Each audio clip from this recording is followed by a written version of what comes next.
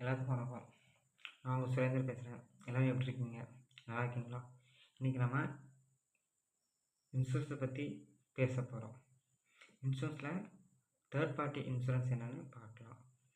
Third party insurance இந்தியாவில் மேண்டேட்டரியா இல்லையா என்னன்னு பார்க்கலாம். அந்த தேர்ட் பார்ட்டி இன்சூரன்ஸ் எப்படி கிளைம் பண்ணலாம், யார் கிளைம் கிடைக்கும், யார் கிளைம் வராது, அதுவும் பார்க்கலாம்.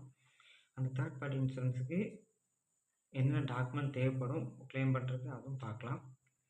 என்ன டாக்குமெண்ட் இல்லைன்னா கிளைம் பண்ண முடியாது, அதுவும் பார்க்கலாம்.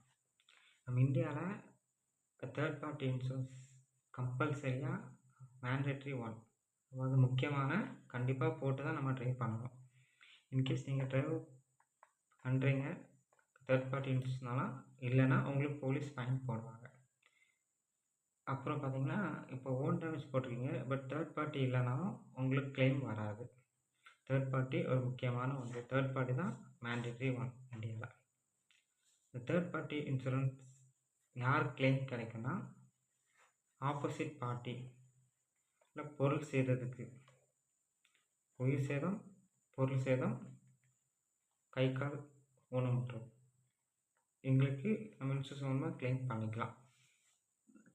அதாவது பார்த்திங்கன்னா, permanent disabilities, major death loss, major material loss, இது எல்லாமே நம்ம தேர்ட் பார்ட்டி இன்சூரன்ஸ் மூலிமா கிளைம் பண்ணிக்கலாம்.